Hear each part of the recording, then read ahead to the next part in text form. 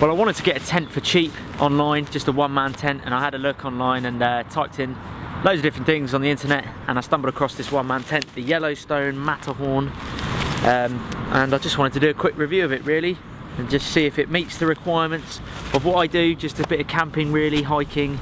So I'm not looking for anything expensive, but oh yeah, I thought I'd do a review for you guys. Well, here's the tent. The outer case, sort of, the pack size is about, I think, 50 centimeters. It's really light. It's only 1.5 kilos, and it's got a hydrostatic head of, I think it's 2000. It's got a little kind of instruction booklet there with a picture of what it looks like, and some instructions on the inside, and then more measurements, just if you wanted to know the exact measurements of the tent. But yeah, it's got a hydrostatic head of 2000. But yeah, it's you know, it's for 30 quid. I'm not expecting amazing things, but just something to keep me dry really. Okay, so it comes with this kind of an instruction manual there, I guess, but putting up tents, if you put them up before, can be quite straightforward, but always best to read the instructions first really. Here's the pack. Again, small size, really nice and lightweight. There's obviously the ground sheet there that's attached to the tent itself. I think it's got an inner layer and an outer layer, like a fly sheet, but yeah, nice and lightweight. We'll get it unwrapped and hopefully put the tent up. Well, here's the contents of the bag. So there's the kind of main body of the tent, the inner layer with the ground sheet there. Then there's the fly sheet and the tent poles in there, and some tent pegs in there. And there's the tent unravelled, tent itself. It's got kind of a mosquito mesh, which I guess is great for some summer camping if the weather's good. Fairly small, but I'm not looking for a massive tent. I kind of want as small as possible really. Well, there's the tent poles. Really quite small actually, but they do have a really cheap feel to them, and tent poles have a tendency to snap and crack, so just be careful when you're putting them up. Well, here's the kind of inner tent that I've set up. Literally set this up in probably less than a minute really. It's really quick. It's pegged down in 4 places. I've just pegged it there, and then the 2 ends up there. I'll probably peg it down on the sides as well. This material here is really cheap, feels very cheap. The seams are definitely not amazing. There's quite a bit of stretch up on this bit here, and I can't see it lasting too long. Possibly a one season wonder, but for 30 quid, what do you expect? But yeah, the seams, especially down here, it's really tight on these seams, and around the other side is similar. It just gets really tight, but other than that, you know, I like the construction of it. It's definitely got quite a bit of room really. This is the head end up here, and then your feet will go down there.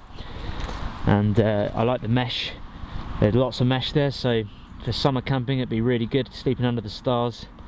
And as well as, even when you've got the fly sheet on, that should allow for condensation really to escape. So, well, should prevent condensation, so the water vapour you breathe out should hopefully escape and not build up on the fly sheet as much, and you don't get as wet.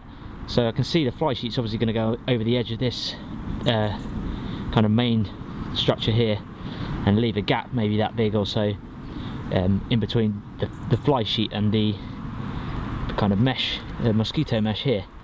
So that hopefully should prevent the condensation. And there's a nice bit to protect your feet there as well.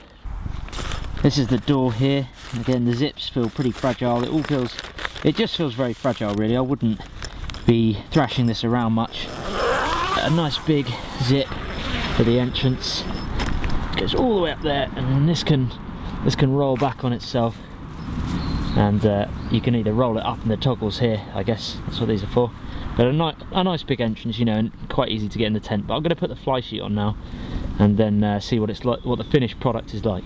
So got it up with the main fly sheet now. There's a guy rope at each end, one going out the head of the tent there, and one going out the kind of foot end there.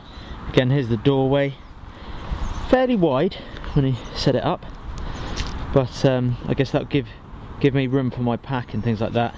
I usually carry a 35 litre pack, so I think that would fit in quite comfortably there. Pegged in 3 corners there, pegged in at the side here, another 3 pegs down here, and then one in the side up the door by here. And you can also, looking down here, you can peg the door in as well when it's stormy. You can just peg that bit down as well, so the zip which is quite a good touch really, just to stop that zip blasting open when it's really windy. So that's quite good. The other thing you've got is a vent system here, like a little, you can see mesh just at the top through there. It's not really, some tents usually have a thing that holds them open a bit, but it doesn't have that, it's just got the Velcro bit. So it does kind of sit down a bit on itself. So it's not probably going to get much use really, but it does allow some air through. I think the other one's a bit better actually. This one holds open a bit more. Again, it'd be nice to kind of have a bit of material to go in there, just to keep it pinned open. But it's got a vent system anyway, which is handy to prevent condensation. The fly sheet itself does feel a bit more better quality than the inside tent. It should be really, because this is the stuff that takes the battering. Seams don't feel amazing. They're kind of very cheap material, cheap stitching. Again, probably a one season wonder, but what do you expect for the price that you pay? Well, here's the tent with the door up. As you can see, there's the inner section of the tent there, and you can see clearly the outer fly sheet, which I've rolled up, and it's got toggles, a toggle there that you can clip it to, and another toggle down here, which is good. It's nice to have two, because then you don't get too much of a sag. On the inside there's only one toggle, so the bottom bit does sag a bit. Quite nice to have another toggle really up there, just to keep it a bit more open, make it easier access. But it's big enough to get into, certainly, you know, easily. Some of these one-man tents are quite hard to get into, but no, and there's a good gap there for my pack. As I said earlier, I take a 35 litre bag usually when I go walking and hiking and stuff, and that fits quite comfortably in there, and there's still enough room there for the thing to come down and zip down. As I was saying, there's the head end. You can see the head of my sleeping bag, and that's the tail end there. This does kind of sag a bit, not really much to pull it tight, but you know, there's the fly sheet on top, which is tight, which is the main thing. So even if that does rest on your feet, it doesn't matter too much. Plenty of height really for a one-man tent, and headroom. But we'll get inside and we'll have a look inside and see what other features we can find. Well, we've got a little pocket here. Again, really fragile stitching, very cheap stitching there. So I wouldn't put anything heavy in this pocket. It's got all your instructions in here as well. So if you didn't need those big instructions outside and how to set it up, it's got your kind of safety messages as well. Just flip that in there. You can get it out of the way because it's actually stitched in, but you could probably cut it off if you wanted to, or you could just leave it in there. So there's plenty of storage there. I've put the mesh netting down now as well, so that would be the kind of viewing window. That's the pillow end, and there's a good gap between the inner one and the inner sheet and the outer sheet. As you can see out here, you know, unfortunately there's no door this side, so you can't really put any gear that side.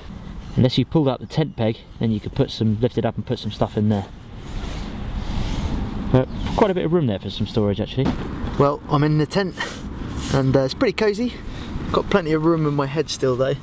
I'm only about 5'7", so I'm pretty small. If you were 6 foot, I don't think this tent would be, well, if you'd probably get away with 6 foot. If you're anything above 6 foot, this tent definitely wouldn't be for you. Again, I haven't really got a pillow. I don't take a big pillow with me when I'm camping, so that would take up quite a bit of room if you had a pillow, but I just got a little blow up inflatable thing under here. But it's great really, it's not too bad at all. I'll show you around the bottom end. As you can see, still room for my feet really. This bit again sags, it doesn't pin up, but that doesn't bother me because the fly sheet's nice and tight anyway. So there's plenty of leg room really, and even with my sleeping bag in here, it's not taking up space. And to be honest, I've got quite a bit of space down the side of me where I can still put another pack if I wanted to, or shoes, or for me it's fishing rods because I like fishing, so I could still fit some fishing rods down along there as well. So there's definitely plenty of space in here, and for the weight of 1.5 kilos, it's not a bad buy really for 30 quid. Whether it would be waterproof, that's a different question. It's got the hydrostatic head rating of 2000, but that doesn't include, you know, when it's driving wind and rain.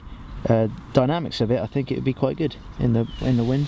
Again, the stitching isn't amazing. It would probably start pulling apart after a year, probably after 2 years really, definitely after 2 years.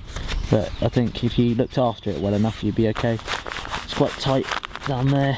You can see the outside vents just up there, but well, it's not a great angle really, but you can see them there, and there's another vent up there, and that's the head end. And again, I've still got, if you see the size of my hand, I've still got quite a bit of headroom really up there to roll. So if across the chest area there's plenty of room to roll around if you're having bad dreams. But yeah, other than that, probably get a bit of a draft going under there. I think most one-man tents usually have that gap, unless you came in a bit closer and pegged it down tight to try and shut that gap off. But in the summer months you'd be glad of that.